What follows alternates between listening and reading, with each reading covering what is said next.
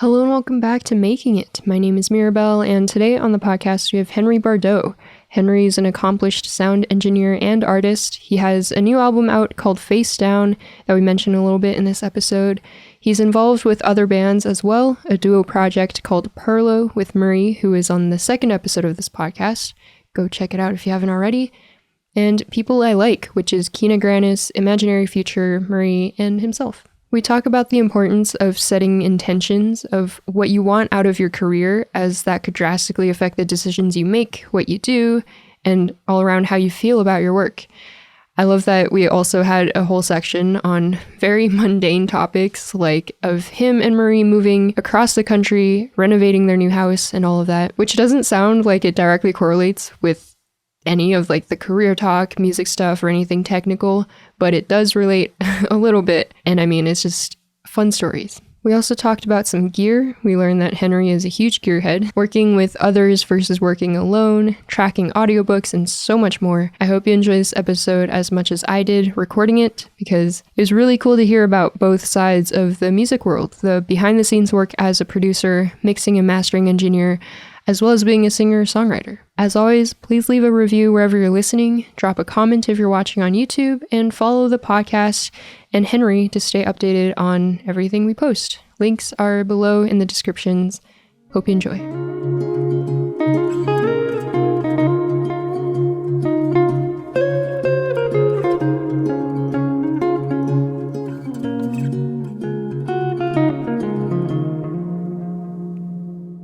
Well, hey, Henri. Welcome to the podcast. Welcome to Making It. Thanks for having me. Thanks so much for coming on. You're a musician yourself. Some people might know Mree, who is your wife, who is on the second episode of Making It. So this is exciting to have both of you on here. I might ask you more about Perlo because I don't think I brought that up at all with Mree. Mree. Sure. Like barely.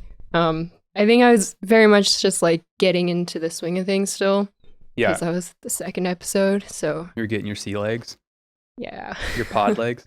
My pod legs. But yeah, can you maybe tell us a little bit about yourself, like your background in music or whatnot, how you got started? I went to college. Well, how far back do you want to go? You know what I mean? I was born on Orcasat now. In the womb. Yeah. I went to college in Seattle, and then when I was there, I started getting really into music and had like an M box in my dorm room kind of situation, and then started interning at a studio in Seattle at that time, and then like just got pretty obsessed with it and like stopped going to class and like basically just like it was a wrap on college. And so then did that and then got a job through that, and then just have been engineering and then started producing and then putting out my own stuff and then producing for other people and putting out records just like across the board. Just like working on music a lot. Nice. Is an internship at a what did that look like? Well, when you're 18 and you're starting, it was a pretty legit studio. And so when you're 18 in a legit studio, you're basically like answering phone calls and getting food for everyone and like answering to like psychotic demands from like producers and artists. So like I had to walk across town one time in downtown Seattle to get a red candle from Bed Bath & Beyond for this like really big producer who needed the vibe to be right. Oh man. Yeah, so that was my job. How long were you there for? I was there for about a year, and then they would let me like record there after hours and stuff a little bit. Fun. Yeah, it was really cool. And then from then I actually went to music school for a year as well in the Midwest, because I wanted to like learn more without having to spend all my time getting coffee and stuff. Yeah. And so did that, and then went from that to sort of like producing and engineering myself. Was music school like producing, mixing and stuff, or? Yeah, kind of all that. Also some theory, and it was like I only did 1 year, so I like kind of did like the prereq section of music school, and I was like, I can't be here for any longer. I need to get out of here and just start doing stuff. Yeah.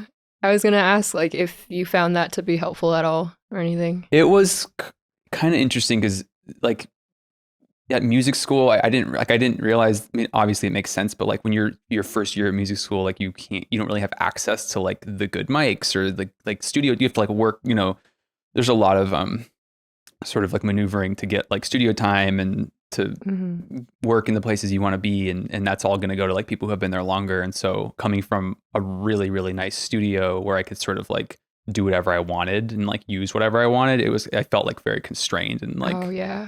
I just it wasn't for me. Oh man. But I met a lot of cool people through that and like learned a lot of things that I use now. Yeah, I bet. But yeah.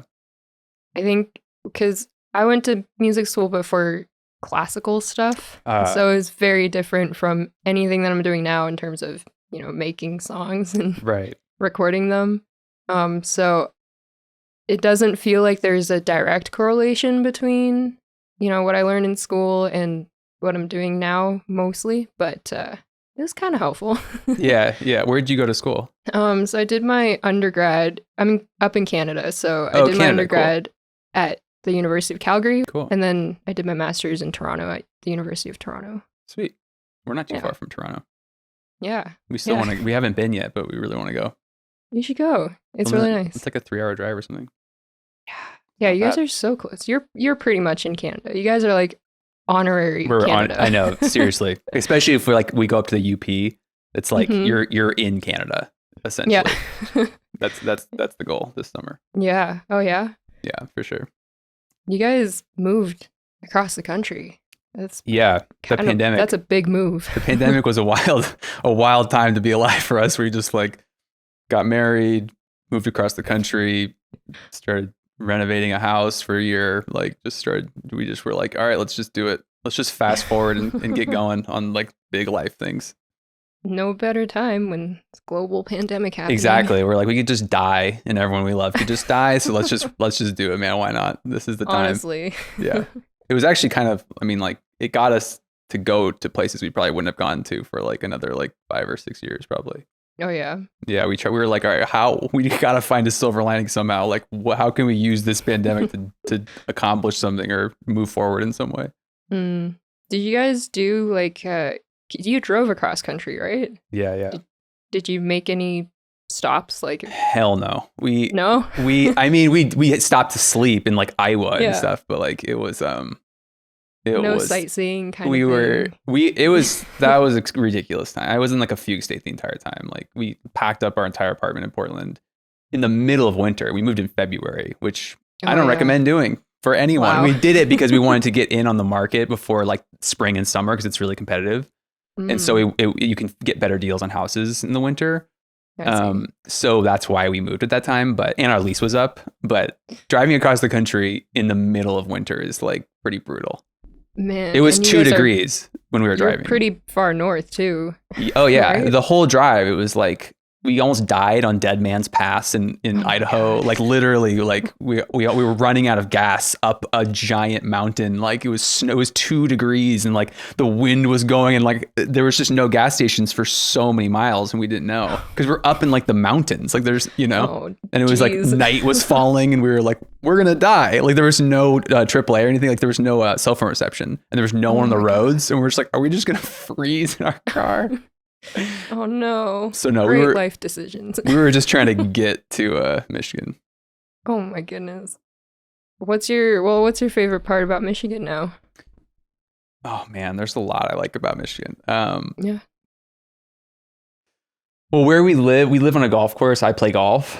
So yeah, so that's pretty sick. Awesome. We both really love snow. Like living on a golf course is kind of interesting in the Midwest because it's closed for half the year or more. And so it's just like a giant park. Like we live right on a hole. So like it's like we used to always drive in Portland up to the park, which is like, 15 minutes, and finding parking was always hell. And like you'd walk around this little park and like just to get a little nature. And now like where the golf course we were on, it's in like a nature preserve. And so it's not like your typical like implanted golf course on like a field. It's like all sort of built into this nature preserve. So we get to just like go on like hikes every day without anyone around, and we walk right out our front door. It's like pretty awesome. And Wow. the nature up here is like insane. Like we get to like, we don't really have a yard, but we have like a deck on the back where like we get to like feed the birds every morning and like have coffee and like see like, in Portland, it just wasn't, there's just your interaction with nature was like these little glimpses of like, connection. And here it's like, that's sort of what it's all about. There's like no one around us. Also just like relevancy of like culture, like we love living like around a bunch of old people who like don't really get up to much. Like there's no one like no one here is like worried about like their social media numbers or like we just like opted out of like any sort of consideration about those things because they just stressed us out so much. Yeah. You're kind of living the dream of a lot of musicians who want to just like move into nature, the mountains, wherever, and just like hunker down and make music. Yeah, I guess. I mean, you don't get as many opportunities, but also the cost of living is like a fraction of what it was in the city. Like, I mean, we couldn't have afforded to buy anything even near Portland. Like, it's just like $1 million for any house. That's cool. Yeah. I know. And here it's like a couple $100,000 for like a nice house. So we're just like, dude, that's where we're at. Like, we're at home. So we want, I wanted like a big basement where I could build a studio and like, just be able to be outside more. And so, and like Michigan is not like your typical Midwest state. Like we have the Great Lakes, which are basically oceans, where like you can go and feel like you're, it's not like you're in like Iowa or Nebraska or something where you're like boxed in by land. Yeah. There's a lot of natural beauty. It actually kind of looks like the Northwest in areas where I'm from. And we're way closer to Mree's parents, which is better too, because she was on the West Coast, just like a million miles from them for 7 years. Oh. Yeah. Yeah. Yeah. Having family nearby is always really nice. Yeah, like they drove here for Christmas and stuff, which is like they could never do when we lived in Portland, obviously. Yeah. So there's a lot to like for us. It's not for everyone. Like if you like are like a person who wants to like go out and like hit the club scene and like go, have like a thriving social life, like probably you'd be very miserable here, but you could drive 3 hours to Toronto. Yeah. I mean, we're only like 20 minutes from Ann Arbor. Like we do like pottery classes in Ann Arbor on Saturdays and like we have like a group of people we get to like interface with who aren't old golf course dwelling people, but I love that. But yeah. Well, Carver actually had a question about Portland. I was going to say Patreon. Carver on Patreon has a question about Portland. Or I guess he said, what is a hidden gem you recommend in the Pacific Northwest?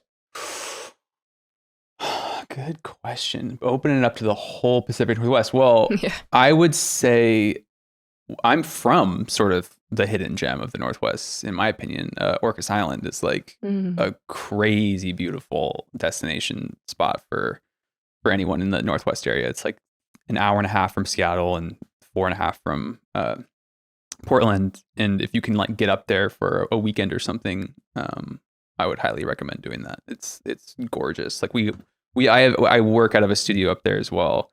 And so like I'll take artists up there a lot. That's what I was doing after college, to record and just like go to the lake. And you just like being on an island, like you really don't feel like the world. Like you just feel like you're in this little bubble where like you can see the stars and like the oceans, just the Puget Sound just surrounding you. And like it's sort of like a weird little bubble that's pretty appealing. Wow. So I would recommend that. That's amazing. Okay, by the way, you're so hard to stalk.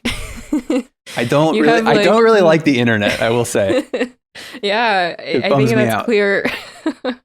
Because I don't know if I'm remembering correctly or not, but is this studio like a family studio or is this studio? Yeah. So that's what my dad, he was an audio engineer as well. And so when he moved up to Orcas in like the early 90s, he like built out a little studio. My mom has horses, so it's like a big barn. And so the downstairs is like horse stables and like a little farm scene. And then the upstairs is like a studio.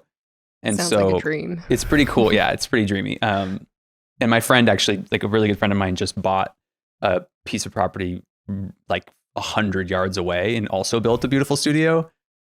So it's like turning into just like this amazing little compound situation. But but yeah, so that is the case. Yeah. That's awesome. So you have like a musical family then, yeah? Yeah, for sure. I make records with my sister as well. Mm-hmm. Miel is her name, and the artist name for that project. Actually, we have a new song coming out on 420 Oh, for all those oh. stoners out there. But I know probably you have a lot of stoners in your demographic, I would assume. It's right up your alley. We clearly. But yeah, so she's musical. We work together a lot. And then my dad was in the industry for a long time. So Wow. So you just really grew up around all this stuff. yeah, for sure. Yeah. That's cool. That's cool. Do you have a musical family? Yeah. Well, my mom, she plays guzheng, which is like Chinese zither. She used to play in the National Orchestra in Taiwan Cool. before they immigrated to Canada. So, Mhm. so my mom is the musical one, and then so because of that, she also loves, she has background in piano and everything. She loves just playing classical music. So I really have that classical music side of environment, I guess. Nice. Yeah. So when you're working with other people, recording, being a sound engineer and everything, I guess mixing, like, and production, how do you make sure you capture the sound that they want? For mixing or tracking? I was going to go with mixing, but then I figured maybe tracking also is something to consider. For me, it's like really just based off of, well, I first I asked for like reference mixes of like stuff that they're sort of what they're going for generally, like emotion wise. But for me, it depends like song to song, like what is whatever. There's not really like a plug and play version of like a preset of that sort of thing. It's more like what is the song? What does the song mean? Like how do we make this song hit emotionally where you want it to hit sonically? You know what I mean? Like does the song want to be like sort of bright and biting and aggressive, or is it like really gentle and more in that vein? Like, like it really just depends song to song of like what the artist feels or is trying to convey through the art, Yeah. So I have like a lot of different mics and gear in general. Like I'm sort of like a little creepy gear collecting guy.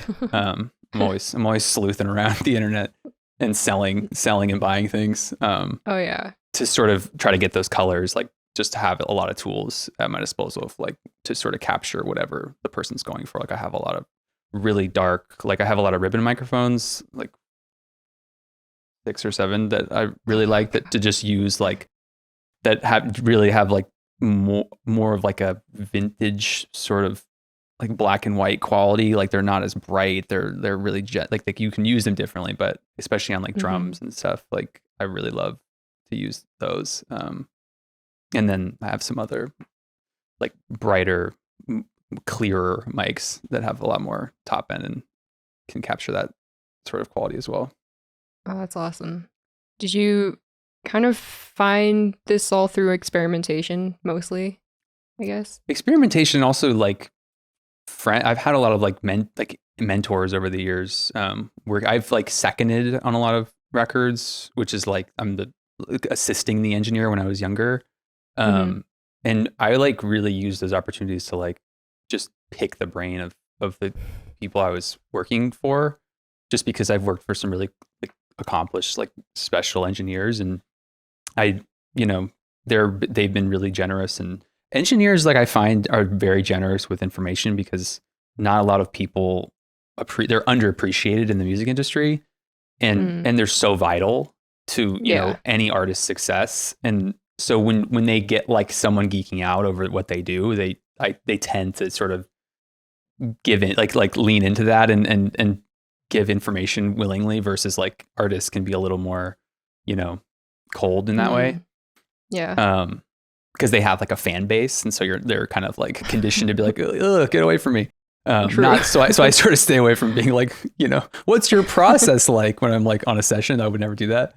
But engineers, like if you're like, hey, how do you get that sound? They're like usually pretty down to be like, oh, I do this and this, and I use this EQ, and I use this compressor, and I use these mics, and I use, and you're like, oh, sick. It's a very niche thing.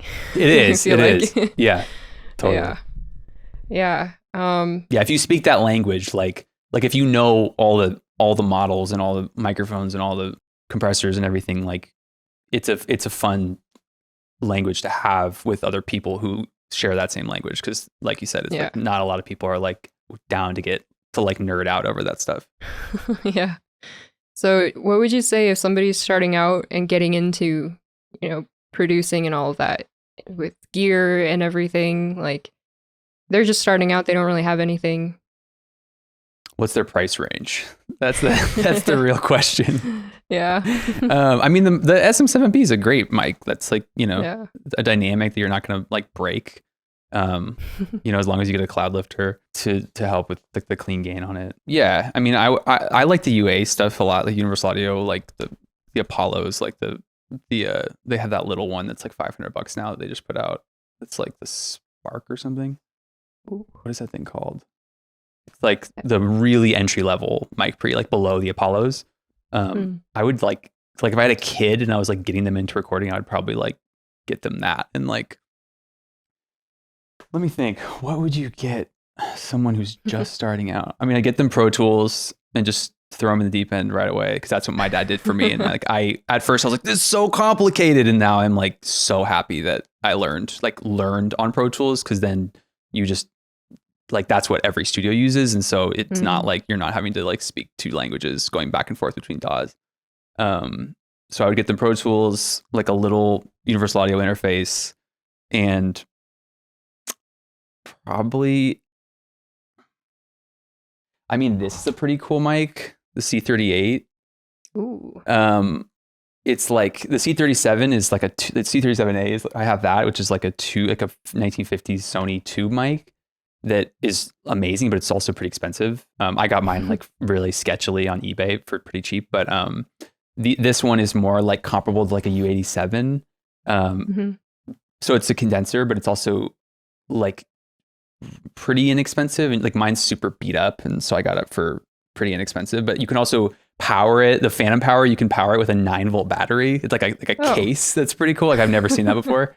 So it's cool because you can use it like, in a live setting really easily, or like going straight into like a pedal sort of setup where you don't have like phantom power built into mic. You're not even using a mic pre.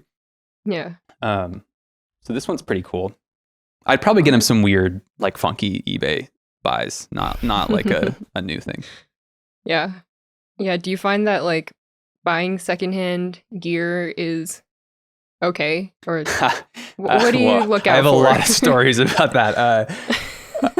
Sometimes you really don't know. That's the nature of secondhand. I get a lot of like weird stuff, because I also sell a lot. I always try to sell, like I like pride myself on my reviews as a seller, because I try not to screw people over with like stuff that has like weird intermittent problems. Right. But I have definitely been screwed over by stuff that has weird intermittent problems. Yeah, I mean, you just never know. For the most part, there's a guy, Bill Bradley in Nashville, who like works on high-end gear, who like does such a good job, and he's pretty affordable. So like a lot of times, now actually it's great because we're much closer, because I was having to send it from Portland if I had a problem with something, which just the shipping was like more expensive than the repair, because I have to like, send the power supply and like wrap everything in a box in bubble wrap, then in another box. And like, he has a really specific way he likes everything to be sent. But yeah, I mean, you sometimes have to just get stuff repaired. But if you get a great deal on something, it's like, even if you have to get, some stuff switched out in the gear, like in the guts of it, like a lot of times it'll still be cheaper than buying new. What's the worst story that you have? Oh, dude, this was crazy. I like almost got in a fight in this store in Portland. I have this Avalon mic pre that was like, my dad got at some auction for like $5 in like the 80s. And it's like a $3,000 mic pre that I don't have any interest in owning. I just wanted to sell it. And so he was like, he's like, this thing has never worked. I got it for basically free. If you want to like deal with it, you can sell it or use it. And so I wanted to get it fixed up to use and then possibly sell. And I take it to this guy in Portland, and I give him it and he's like, oh, I could totally fix this, no problem. And he's a high-end guy. He works on like with big studios in Portland. And then I leave, weeks and weeks go by, I call him. He's like, hey, yeah, I'm still working on it. Weeks and weeks go by, I call him. He's like, yeah, I'm on the phone with Avalon. I just need to get some parts, whatever. Months and months go by. I'm like, what's up, dude? Like, what's happening? And he's like, oh no, I got it. I'm like, all right, whatever. I completely forget about it. Like a year and a half goes by. I'm like, wait, that guy still has my Avalon. I call him and I'm like, hey, what's going on with the Avalon? And he's like, oh, come by. I can't fix it. I don't know what the hell is going on. And I was like, okay. So I show up to his place and he gives it to me, and like the top of the mic pre, like the case for the mic pre is just not on it. And I'm like, okay, where's the rest of my mic pre? And he's like, I can't find it. What? Yeah, he's literally like, I don't know. So see ya. And I'm like, okay, I do need you to replace this. I need you to find this or replace it. Like, I'm not going to I can't, it's not like something you can just find. Like, that's a pretty specific thing. You know what I mean? And so he was like, listen, man, like, I don't know where it is. So I'm not doing that. And I'm like, you took this for 2 years. You lost half of it. Like, what is happening? And so we're just like going back and forth. Things are getting a little heated. And then his son, who works at the place, comes out of like the back. Like, it's just a mess in there. Like, this place was like in ruin. And he comes out and he's like, I found it, Dad, I found it. And he's like, oh, okay, here it is. And I'm like, oh my God. All right, man. And I put it on and left. And it was getting pretty tense though. So that was pretty, I still have been meaning to give that guy a bad review because that was wild. But yeah, that's terrible. So that was up there for sure. Oh man. So then I just contacted Avalon directly and sent it to them and they fixed it. No problem. What? Yeah, I know. And that was before I learned, like, oh, just go straight to the source. Like, always. Never deal with creepers. Oh man. That's so unfortunate. I'm so sorry that happened. That's the way it goes. Okay, well, so we talked a lot about producing and mixing, and you being a sound engineer. I'm curious to know if you do other stuff outside of that. Outside of sound, I mean, in the same realm, but yeah, I do like audiobooks and like editing for podcasts. Audiobooks? Yeah, editing audiobooks. It pays really well. It will drive you a little crazy, but it's you know, we have a mortgage, man. Like, if I'll take an audiobook. Yeah. I did a bunch of audiobooks like after college to like save up money. What does that entail? So tracking an audiobook is boring, but you sort of get in like the zone. Like, the worst part is, so like I was doing them for this guy Richard Bach, who like, he's a pretty well-known author, and like he has like Jonathan Livingston Seagull's like his biggest, most well-known book. And so we were doing like his whole catalog. It was like 10 audiobooks, and he is getting old and I think was like under the weather or something. So I was recording him. I have the whole thing like written up, like to make sure he doesn't miss anything. Like, I have to read along as he goes during the tracking process to make sure he doesn't like skip words, because we can't really, then it'd be a nightmare having to go back and fly them in. So I have to read along with him and be like, oh, sorry, you got to go back and you skip this or whatever. I'm reading along with him for like, 300, 400 page books, sitting there all day. But the worst part is like, it's basically like, this is what you're hearing, engineering something like that. It'll be like, and then I walked into the, sorry, one more time. I walked into the world and I, like, just like disgusting throat noises and like coughing up phlegm. And I'm just like, dude, yuck. But that's just how it goes. And then, but that's fine. Like, you finish the tracking and you get it all recorded. And then comes like the actual, like, pull your hair out tedium of like dealing with those files that are like 7, 9, 10, 20 hours long, depending on the size of the book. Oh, and man. Just like, do you work in Pro Tools? No, I use Reaper. Okay. So like, there's a mode where like you basically like chop audio and then like it auto moves it over to like, so you basically just go over everything, getting rid of breaths, getting rid of pauses, getting rid of like coughs, just like making it sound as if it's like one smooth read. Yeah. And then like leaving like chapter, like one lady for this like Christian book about a donkey and Jesus and Mary and stuff. She wanted me to add like donkey braying in the book. Oh. So she was like, can you do that? I was like, dude, I'll do it. I don't think you want me to do that, but I'll do it. So in the book, like if you're listening to this audiobook, it's like the donkey walked in the room and then just like the sound of a donkey. And I'm like, dude, whatever you want, man. But stuff like that. That's the stuff you run into doing audiobook. Love that. And you mentioned, I don't know if you mentioned lessons before this call. Oh yeah, I've done lessons as well. Engineering lessons, mixing lessons, audio. Just like a lot of people during the pandemic were setting up home studios. Like clients I'd worked with before, and so they wanted like help on what you asked, like what gear to buy, what their setup should be, how to treat the room, like how to track properly, how to mix properly. So we would set up like a little like 5-lesson sort of seminar situation for those types of things, and then kind of like send them on their way. And now that's like fun. They'll come back like, once they have everything recorded and they're like almost at the point where they feel like they can make it sound professional on their own, but they're not quite there. We'll do like a guided sort of mixing session through through like Zoom. Oh, that's sweet.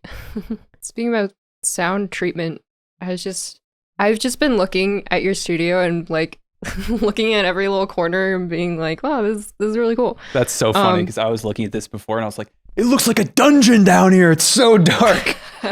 So I'm glad it looks cool.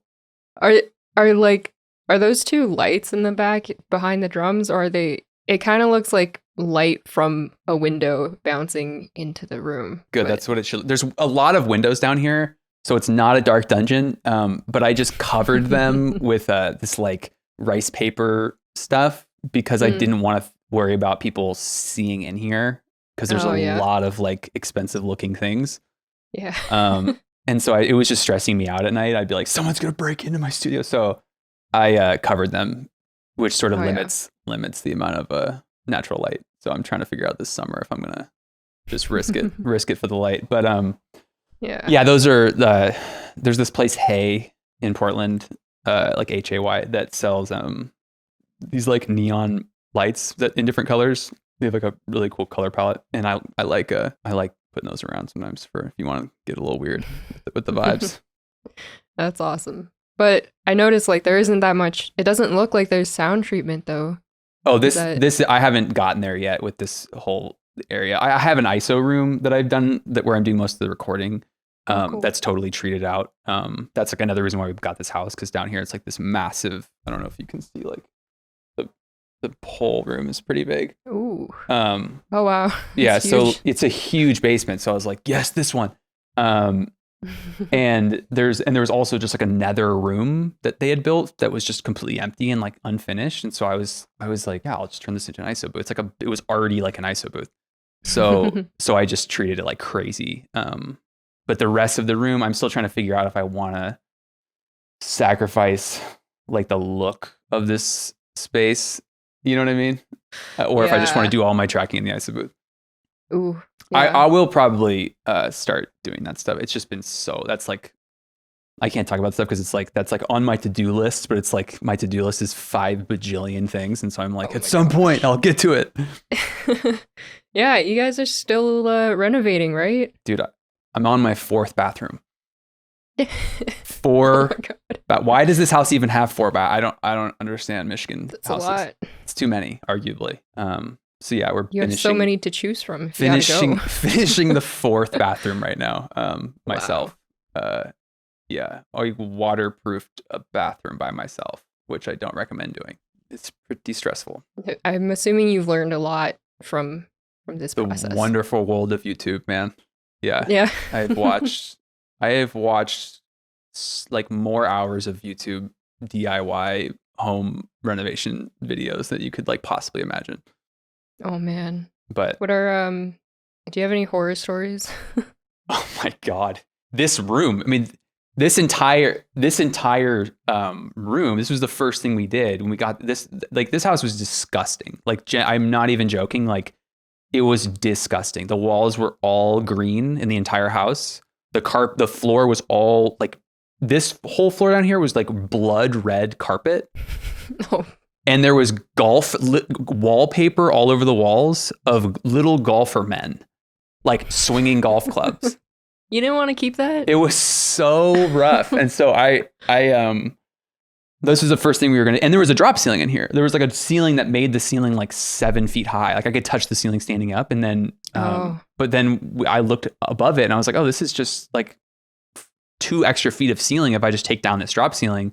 And so it's like those popcorn tile things, you know, like the ceiling tiles. And so I start taking down the ceiling tiles. Mree and I put on hazmat suits like the first week we get the house, and we come down here and we start like, I have video of her doing this, which is like the cutest thing ever. She's like pulling out she's in a hazmat suit, breaking ceiling tiles over her knee. Oh my God. And so we come down here, we start pulling all the ceiling tiles out, and I come over to this area right where I'm sitting, and I pull the ceiling tile out. I'm on a ladder. A dead squirrel falls out of the ceiling tile, hung by an electrical wire directly into my face. It was a haunted house. Like it was it was a haunted house. And he's just like this, like sitting in front of me. And I shriek. And so I shriek, God. And Mree comes, she's like, what's wrong? And I'm like, there's a hanged squirrel. Look at this freaking squirrel. And so she runs over, and we flipped out about it for a while. Oh, that's scary. Stressful, very stressful. Oh my goodness. I can't imagine that. Oh God. So that was like week 1. And then we just kept finding dead mouse after dead mouse after dead mouse after dead squirrel after dead squirrel after dead chipmunk after dead squirrel in our ceiling down here, like above the drop ceiling, that I had to just Mree wouldn't go near, so I had to wrangle all of them up into a trash bag and throw away. Oh my God. It was dark. Oof. Yeah, we earned this cool space because it was rough for a while. Wow, that's intense. Yeah, and then Mree found a hole this big in that corner going directly to the outside, where it was just a highway for rodents. So I filled that, and we're good now. Oh, geez. Oh man, yeah, that's a lot of work. It's like 9 months straight of work, like every day, all day. I have had the record I sent you this morning that's coming out in a month. Yeah. I literally have had finished. I mastered it the week that we left Portland. So it's been sitting unreleased for a year because I just have been so busy on the house, and I'm like, I need to put that album out, but like I need to focus on that when I do that. And I just first need to feel like I don't live in like a disgusting dungeon full of dead rats. Are there any highs from renovating this home? I mean, every time you finish something, it's like we're staying in the guest room right now because we're renovating the main bathroom in our bedroom, and it's like a construction zone. But upstairs, I already renovated that bathroom, and so now like getting to use like a nice bathroom in this house, just feel like every morning I'm like, oh yes, nice countertops. Nice like shower tiles, nice everything. Like, you know, it just like feels it's like exactly to our taste, like, which is why kind of we went this route, because you pay so much more for like a turnkey house. And what are the odds that like that I'm really specific about, you know, like tastes, and I just like there's no way I was gonna be down to like not redo stuff anyway. So it's like, well, if we're gonna redo stuff anyway, like let's just get like a fixer upper and call it a day. Nice. Well, congratulations on what you finish and almost when there. You finish everything. We're so close. We're so close. Thank you. One of the questions that Carver had was, he had like actual questions, and then he said, how many times did you electrocute yourself during Mree's stream the other day? That was actually insane. I've never had that happen before. I still don't even know what I did all this electric down here. Like, so I hung like, what is it? 1, 2, 3, 4, 5, 6, 7, 8, 9, 10, 11 lights, and daisy chained all the electrical from the switches over there. So like, I'm not like inexperienced with like, you know, electrical, but in our bathroom, I think these light fixtures I got on Etsy from like, they're super dodgy, like handmade, but they look good. And the wiring is just like super cheap. And I think that the two, like the black and the white wires were like like worn, like the shield, like the sheathing was like worn away. And so like they were, I hooked it up perfectly. And when I turned on the switch, like the wires were somehow like barely touching each other. And I turned on the switch and it just goes boom and like explodes like a flame ball explodes. And I was like, jeez. Uh-oh. And so I wrap it on electrical tape and I'm like, this is probably gonna, I mean, it just needs to not be touching. And so I thought I had like cleared it up and I connected it all again. And then I turn it on, it works. And I'm like, great. I did an awesome job. Okay, perfect. And then I go up to it and it was like off the wall a little bit. And so now I'm like I'm like face to face with it. And I was like, I need to push that like a little more. So it's like, there's no gap. And I go to push it. And as I push it, like whatever I pushed, it like, it like the two wires touched again as I pushed it. And now I'm like this close to it. And I push it and it just goes boom again. And I was like, what the fuck? Oh, it was pretty scary. Oh, man. So then I just left it like, it's not touching, but it looks fine. Jeez. Yeah, it was a thrill. But I've only actually gotten electrocuted like once or twice. It was quite shocking, eh? It was nice. Yeah. It was a tough. Oh no. I like my whole body like turned into like where you just saw my skeleton for a second and then like a cartoon and then went back to being a man. Oh my God. I can't believe you're doing all of that by yourself. I probably shouldn't be. No. More than likely, I probably should not be. Mm-hmm. I almost actually killed myself down when I was doing I put the ducts in because when I took the drop ceiling down, the duct work was all like this floppy, disgusting. It wasn't like real, like metal ducting. It was like floppy ducting because it was covered. So they didn't care if it was ugly, but I did. So I like replaced all the ducting down here with real metal ducting. And I was putting a screw through the joist to like adhere the like the support for the ducting. And I didn't realize on the other side of the joist was like our 220 line, which is like extremely high voltage. And I screw through and I realized a second after I went through, I was like, wait, was there electrical on the other side of that? And I look and here's the 220 line and here's my screw. And if the screw would have gone through the 220 line, like I would have, I don't know, man. Oh, jeez. That was the second I was like, okay, I actually need to be a little more careful because I almost just fried my whole being. Yeah, jeez. Oh my God. Yeah. It's spooky stuff. Wow. Yeah, be careful. You sound like my dad. He's like, what are you doing? You're going to kill yourself. Yeah. I might. Jeez. Please don't. Okay. We need more than this new album that's coming out. Dude, I have a whole nother album because it's been so long since this has been finished that I have an entire other album I'm sitting on. I listened to it. I listened to the one coming out. Actually, by the time this episode comes out, it probably will be out in like you said a month. Yeah. So probably. Perfect. Do you feel like you have found your sound when you're making your music? Yeah, I feel like sound for me is like, I try not to even think about that stuff because it just gets in my head and I start like, it makes music not fun.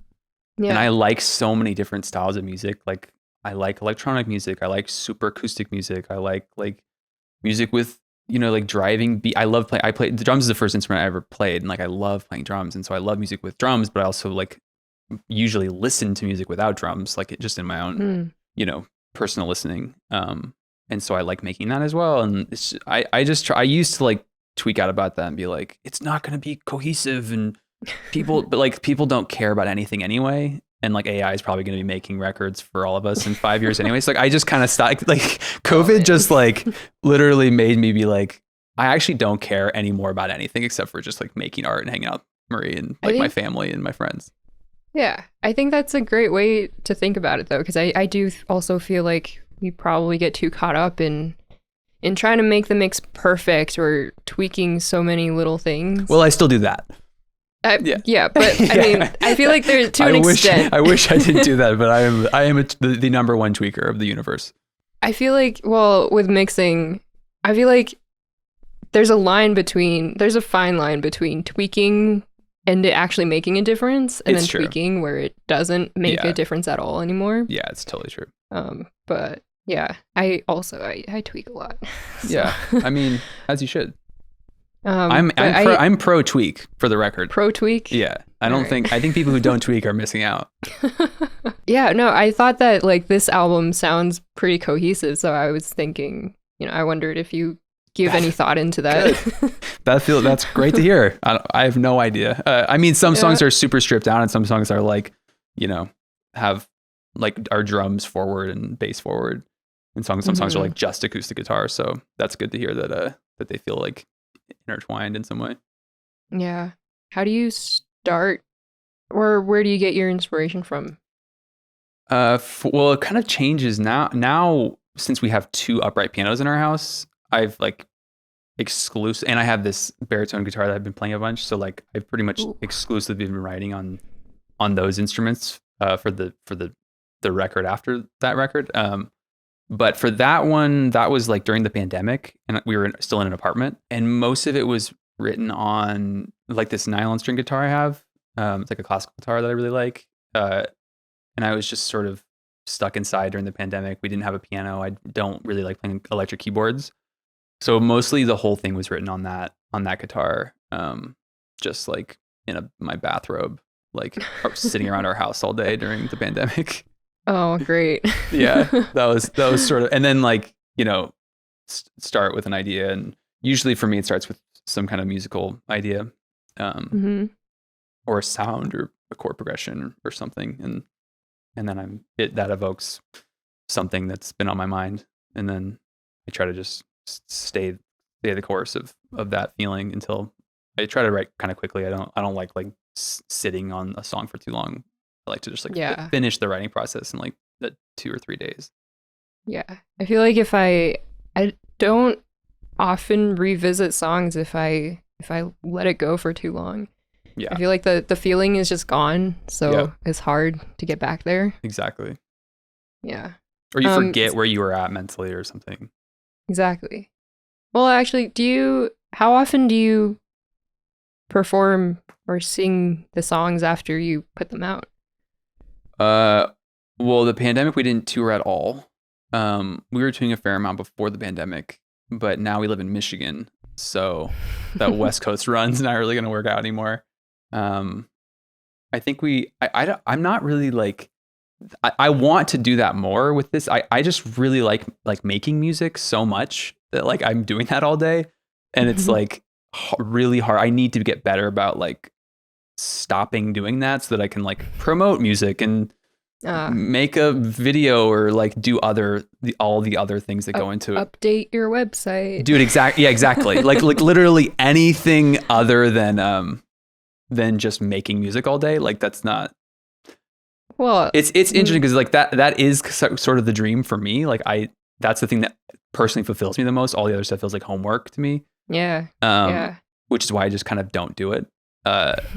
Which is why I have to like edit audiobooks sometimes. But it's fine. Like I want to get better at it. Mree's so good at that stuff, and like she's my North Star. I need to like I'm trying to follow in her footsteps in terms of like doing all that other tedious, annoying work and not just like creating music all the time. You're a creative person. You're feeding that fuel. There's a balance. Feeding that flame. There's a balance there somewhere that I need to find. But it'll be helpful to have like more space to do that in an apartment. Like it was not the vibe for us. Oh yeah. I was wondering how often you perform it, because I feel like because I'm streaming on Twitch twice a week, singing all mostly the same songs.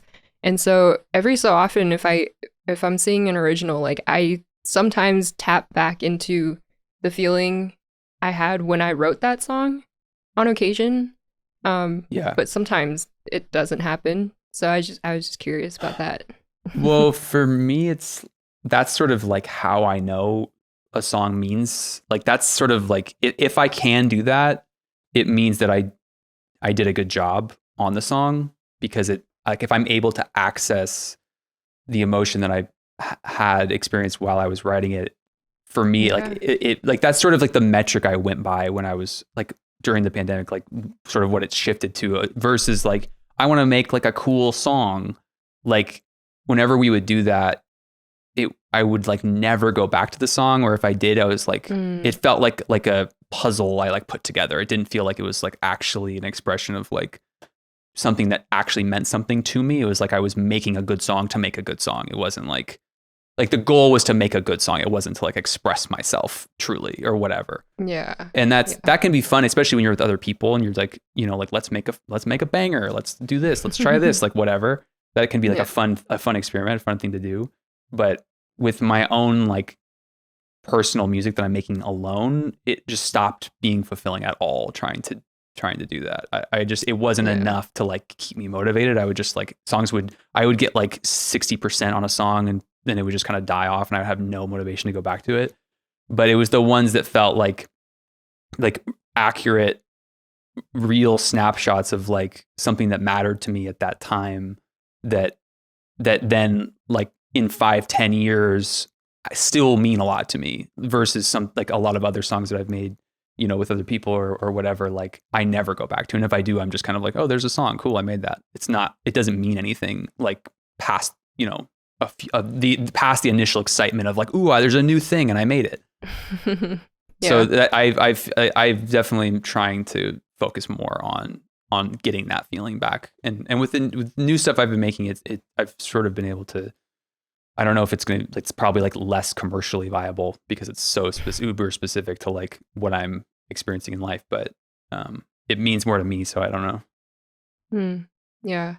I feel like, I guess when people are trying to make it a career, like being an artist as a career, right? There's a lot more to think about when, you know, you do have to think about it being relatable and stuff to get syncs and such. Yep, you totally do. If that's your main, that's why I do so much behind the scenes audio stuff, because like putting all my eggs in the basket of being an artist, it's like very difficult to not have those other voices and motivators come into play.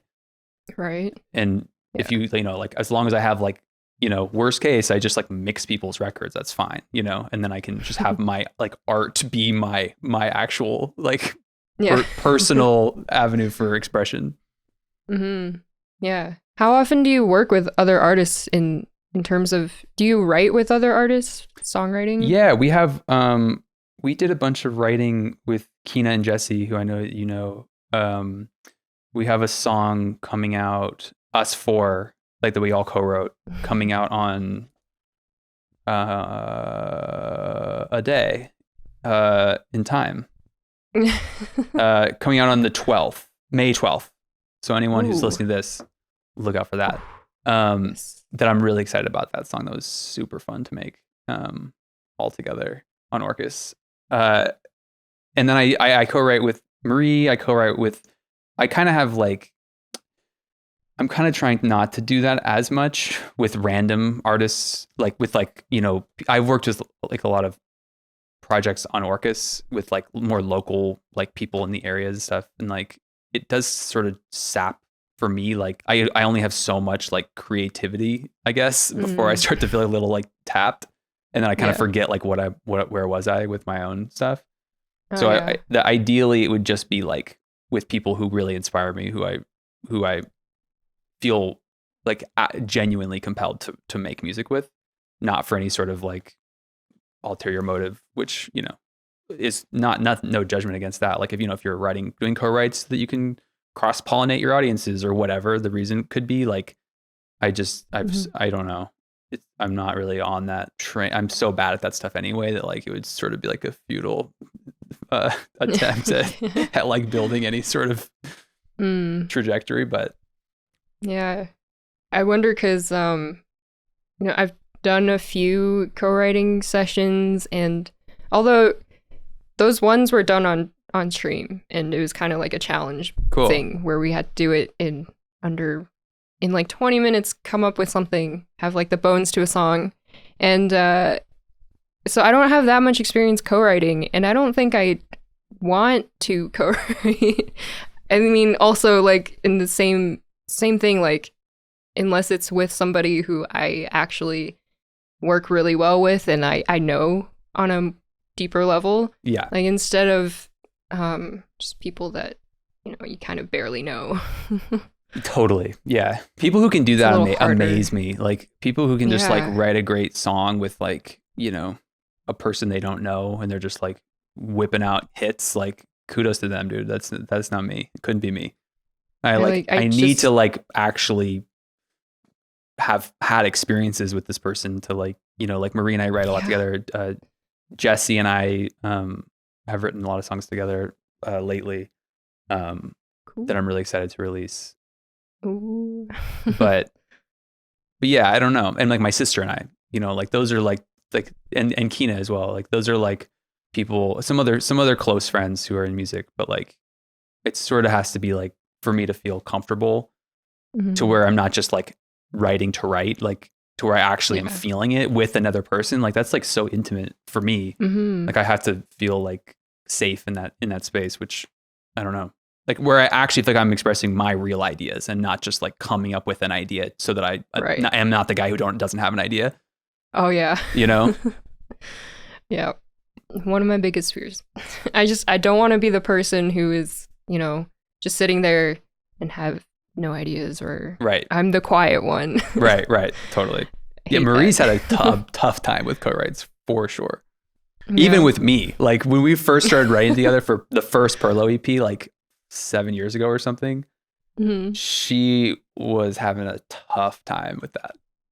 What did that look like? She would like, she like couldn't be in the same room as me while we wrote because she would get too like flustered. Like she couldn't like focus in on her own ideas or like what she even thought because she was just too overwhelmed by like, because I'm sort of like, Jesse and I are very similar in like that we both are like the type of writers, like people like this I can write pretty easily with, where like we're both just like idea guys. We're just like throwing out ideas like, oh, what about this? What about this? What about this? What about this? And Mree's more like, she doesn't throw out tons of ideas. She like sits with the thing and like comes up with one idea, and that idea is always perfect.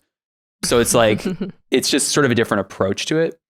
Yeah. So I have to like kind of tamper my own like eagerness to just like get ideas out there in order to like give her the space to like cultivate like the perfect, beautiful choice. And she always does, but it like goes against my nature a bit. Yeah. So what about now when you are writing for Perlo? Well, it's sort of like we've both come closer to the middle of that over the years. Like when we did our last Perlo EP, which was like the like really poppy one, that was just more like, it was more like fun, like just making pop songs, like kind of like the opposite of what I was saying. I kind of do now, where like, and that is still fun sometimes with her, you know, because like we're just like, let's see if we can make like a really catchy, fun pop song once in a while. I like doing that, and producing it's super fun too, because it's like so different than what I normally do. It's way more work, obviously, because pop music is insane. But yeah. She's a lot more comfortable now, like in the room. We have 2 new ones that we wrote like last week for Perlo. Sweet. that like we wrote, like now we have pianos as well. She plays piano primarily. So like I can play guitar, she can play piano, and we can write like back and forth together versus in our other situations. It was like, she was on like an electric keyboard and I was on guitar, and it was like, we had to go through Pro Tools, and it just wasn't like as natural. Yeah. Yeah. So she's gotten a lot more comfortable, and I've gotten better about like leaving her with the idea, and not like, if she's not in the mood, just like not trying to force it. Yeah. How do you know when a song you write is for Perlo versus yourself, or if it's a Mree song? I don't know. There's something, if the feeling that I'm getting from the chord progression, or from, usually I'm playing guitar or piano, feels like it doesn't evoke like a personal feeling as much as it does like, ooh, this would be like super catchy, or like this would be super palatable, or, you know, commercially viable or something. That usually is when I'm like, that would be a fun Perlo song to write, because it doesn't feel like it would be an honest expression of like me as I don't know. It's literally just a feeling of like, what do you feel connected to, you know? Yeah. And if I feel less connected to it, but connected to it in a sort of like Mree, I want to see what Mree would do to this. I'll usually throw it over to her. Yeah. Did you ever think like, by having a duo project together while also being in a relationship together, that there would cause any conflict or any sort of disagreements? I mean, of course it does, but we're no stranger to like getting through conflict. We've been together for like 10 years. And so like we know how to like, we don't tiptoe around like, you know, if she doesn't like an idea or I don't like an idea, like we now like very much have a language and like a shorthand of like getting through. Like we never, if we're like disagreeing about something, like in 1 hour we'll be completely over it. And like we just like, we don't like hold things back. Like we'll just like both speak our mind. And like she'll use like when we're like she'll give me like she'll like mean mug me a lot. Like if like she's in a mood. Like when we're like playing through the intro while we're doing the voice memo, like during the whole intro, she'll just be looking at me like she lets it out. And I always just laugh. She's just constantly mad. And that's cute. And I'm just laughing the whole time. I'm assuming you mix and master all the Perlo stuff. Yeah. Yeah. And your own stuff. Yeah. And Mree's stuff. Yeah. Yeah. How do you go about all of that? Or like, I think there's a Patreon question that was, oh, well, I kind of asked this earlier of how do you like retain the sound that the artist wants? Well, I have a lot of tools in like, you know, plugins and gear that I use that like, you know, if a song is poppy and punchy and like wants to be that, I have all those tools and like we're talking about like post production, like in the mixing phase. Like I have all my sort of like tricks and tools and stuff that I've picked up over the years.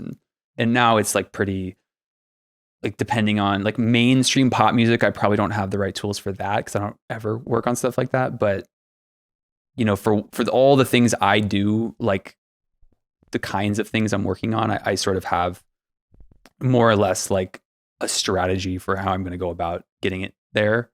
And then it's just like executing it, which is, you know, it's not nearly as time consuming as it used to be just because I'm so comfortable with my setup and what I like to use. And, you know, I know how they all react to different things and I know what they like and what they don't like. And it's gotten a lot like quicker and easier over time. Yeah. I just mixed a new Mree song yesterday.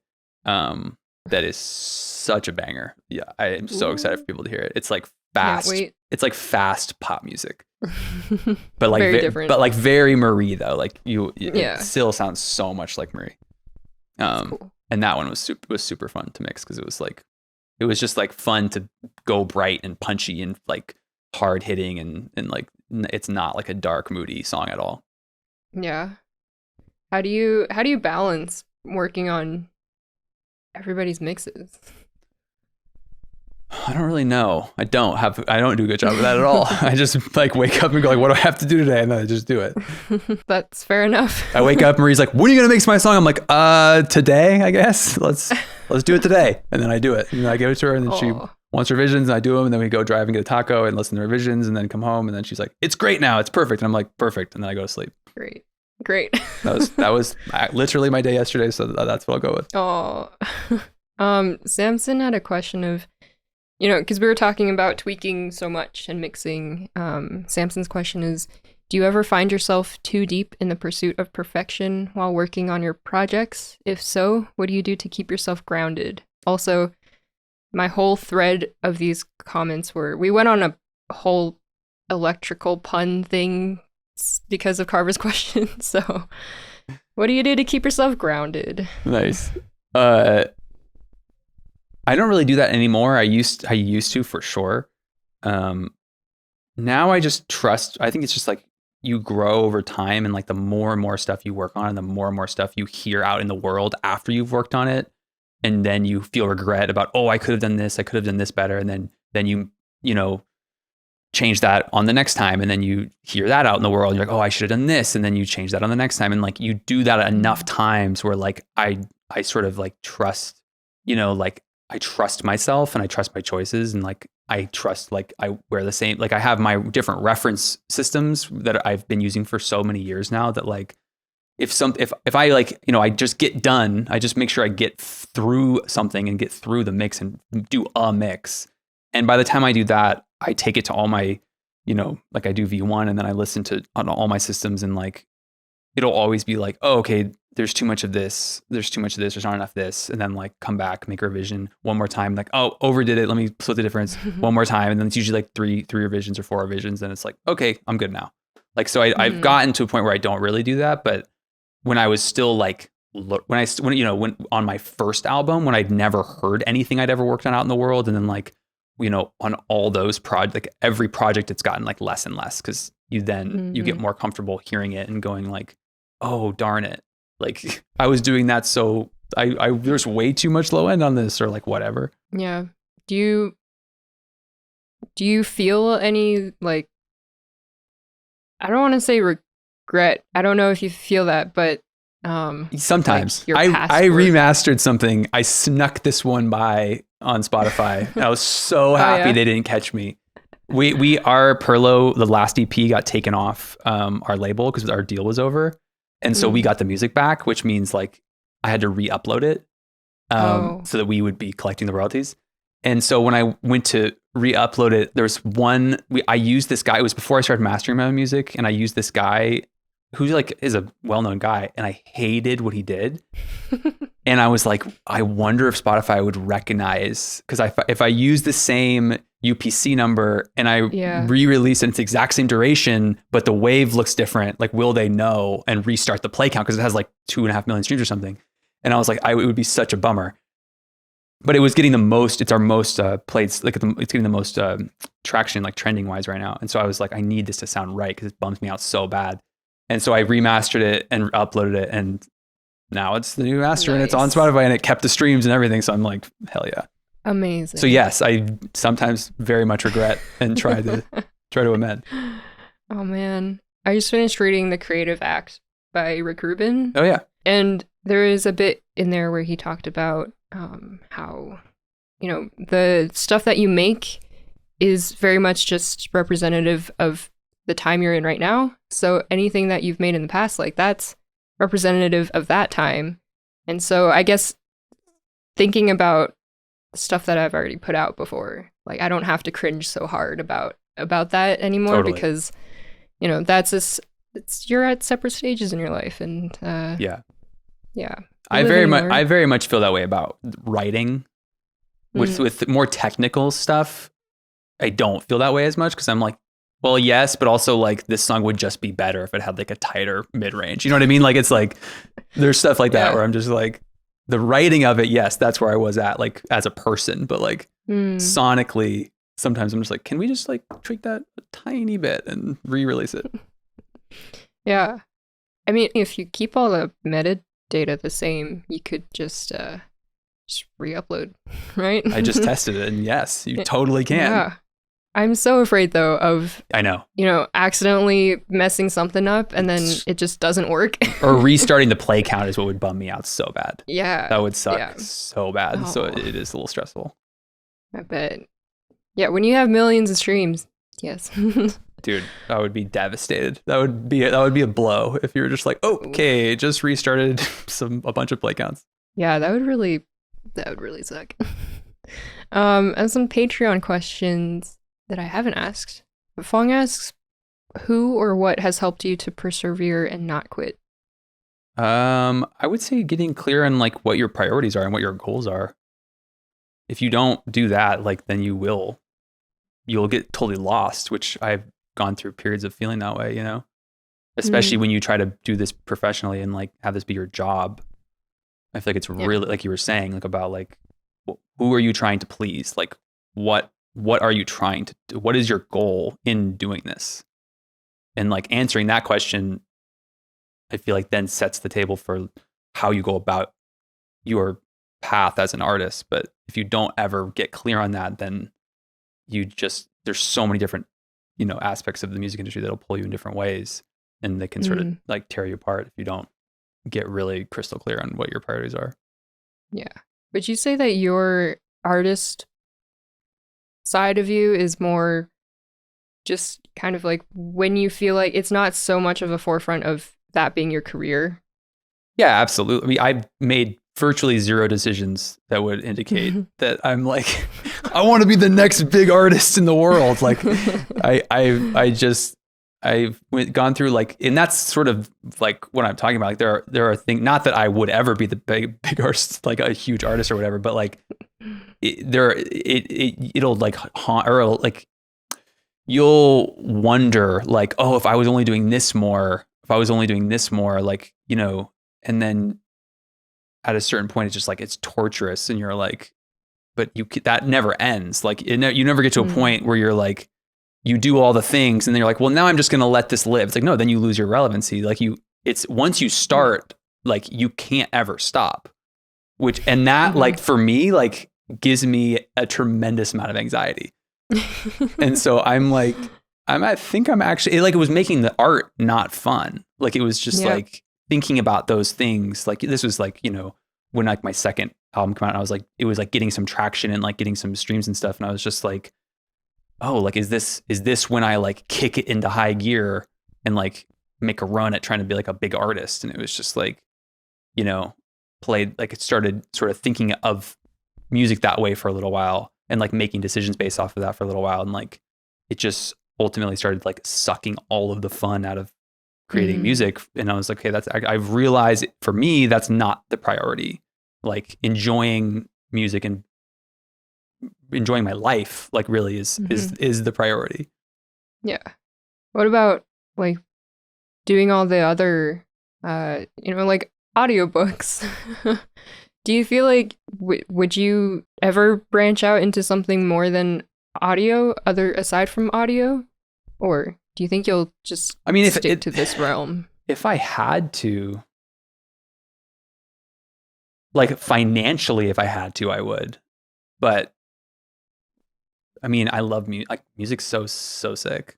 You know what I mean? Like, why would I want to do that? Like, you know, it's like when you can get by without, you know, as you said, financially, if you're fine. Yeah. I mean, that's part of the reason why we moved to Michigan, like, because it affords us the luxury of not having to have an insanely expensive mortgage in an expensive city where like, then, you know, you make one decision where that's now your overhead per month. And then you have to meet that every month. And you are not ultimately in control of how much money you make in the music industry. And so it can just get really stressful. And like, it just didn't seem worth it. Like, I don't know, like for what our lives are like and what we value and what we like to do, it just like didn't make sense. It was like, I'd much rather be way less stressed out all the time and just travel. Like we can, you know, we just went to LA for a week and a half and like just went to San Francisco for a week. It's like, I'd rather just be somewhere where our like life is inexpensive and then we can travel to fun places like often and be able to like, you know, take it in doses. Yeah. It's a nice way to have like a good home base that you don't have to worry too much about. But yeah, if we bought a house in like Portland, like probably you'd either have to dedicate way more energy into becoming like a bigger artist or generating more revenue, or like take a job doing something other than, I mean, part of the great thing about owning a house too is like the work you put into your house, like you're making that money back and then, you know, you're making so much equity by flipping a house. So that's kind of your other job. You know what I mean? Like for me, like do all the work I've been doing for the last year, like we just had a realtor out like recently, it like giving us a feel of what our house would sell for now. And like if you raised your equity at like $100,000, like you in essence just made $100,000. So that's like the work you're putting into those things. It's like another investment. I also like investing and I like investments like that side of things as well. Yeah, no, that's awesome. Another question from Fong is, what do you do to keep yourself motivated and interested in your work? Although, interested. You just are. It seems like you just are so into it. I feel anyway. Like, you know, if you have to keep yourself interested, then maybe you're not in the right field. How do you get yourself interested in audiobooks? For that, for sure. Money. That's the answer. The answer is money. I've done like Christmas album. I've worked on a lot of things that I would not put out there, like that I would not like promote per se. Oh yeah. So for those things, the answer is American dollars is the motivation. Chris asked, what is one of the most challenging things you faced when it comes to creativity, and how did you overcome it? Probably what I was just talking about, of like just getting super lost in what you want out of music and how you want to get there, you know? Like that's probably been the most challenging thing throughout our careers for both of us, actually, of like Mree and I both, like figuring out like what does this career look like to you, like specifically. It's like easy to compare yourself to other people. It's really easy and it's really toxic, and like learning how to avoid that and just focusing on what works for you, I think is the biggest challenge. Yeah. It's nice that you figured out for yourself, like with the whole artist thing versus, you know, just doing mixing and producing and stuff, being a sound engineer, like balancing those two things. It's really nice that you've worked that out for yourself. Thank you. My other question was like work-life balance. Do you have a work-life balance? How do you do that? Dude, since I started working on this house, I do not. I'm a bad person with that stuff, because like it feels like making the biggest record, the longest record you've ever made, except it's always around you and you're always looking at it. It's like Pro Tools is open all the time and it's right in front of my face. And I'm pretty like neurotic and pretty like OCD about that stuff. So yeah, that I have been very bad about work-life balance, but now that everything's starting to be done-ish, it's like we've already started incorporating more like activities and traveling and, you know, things like that. So it's getting better. Work in progress though, for sure. It's a work in progress for your work-life balance. Yes. Carver's question is, who is your favorite NBA player? LBJ, any day of the week. I'm sorry, but it's LeBron. There you go. But I will say Austin Reeves is close, coming up on LeBron. If anyone out there knows who Austin Reeves is, he's coming up the ranks quick. I have no contributions to NBA talk, so. What's your sport of choice? Like none. No sports? Okay, fair enough. I got into hockey just only when the Stanley Cup was happening and the Flames, you know, we were in the finals and stuff. So that was it. Or like when the Toronto Raptors, you know, when they won, that was it. I was rooting for them hardcore, so I was in that as well. Nice. I was right there with you. Yeah. Otherwise, I'm just kind of like, yeah, go sports. Yeah. Why not? Yeah. No. I know that Eric he's a huge fan though. I trust that there will be some comments on basketball. Carver also had a question on any interesting stories or inspirations behind some of your songs. I get messages about one song all the time, and it came out like 6 years ago, so I don't even know how people are still listening to this song. But there's a song of mine called 94 that gets people ask me, "Hey man, what is this song about?" Because it's like pretty wild. At the end of the song, I basically like reveal at the end of the song that the person I'm singing about is like an old lady. And people rubs people the wrong way, or not the wrong way, but people it elicits a reaction. So that's probably the one. Just but it's not about, it's about like, you know, I wrote it when I was 21 years old, but it's about like how wild it is that you could like hit it off with a person and be like, damn, are we soulmates? But they're just from a completely different generation. And you're like, dude, if we would have met like in 1960, you would have been my soulmate. But unfortunately, you're an old lady now. Not that there's anything wrong with dating an older woman, but 94 is pretty old. It's an interesting perspective to have. Yeah, people are pretty fired up about that. I keep almost forgetting to ask these questions because I only started asking this recently because the podcast is called Making It. What does making it mean to you? Living an affordable life and making art with people you love really is not like living a low stress life of creating things with people you love. Great. Love that.